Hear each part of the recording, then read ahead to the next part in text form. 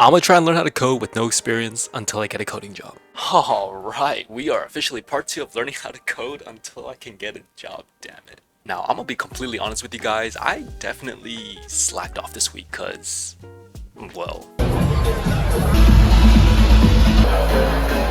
the Vegas trip was much needed. But I think one thing I was able to learn from that trip was I really need a portable computer in order for this to work. Because, like I have a PC at home and I can just do it here, but if I'm not home, I physically can't code. So I decided to call myself the 2025 MacBook Air. And I know it is a pretty hefty investment, but to be honest, I think it's worth it. Because whether I'm traveling or I'm out and about, as long as I have the Mac with me, I can code anywhere. But yeah, anyways, welcome to part 2.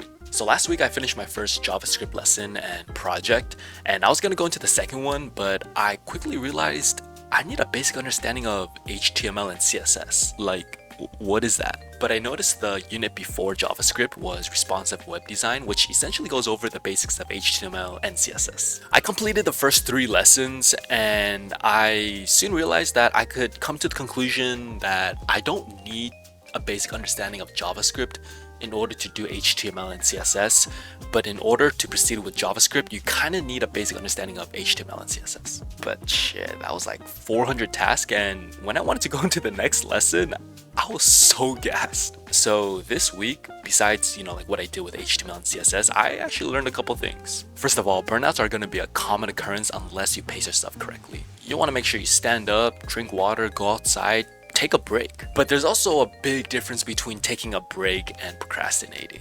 Procrastinating is just another form of pushing tasks away because you don't want to do it.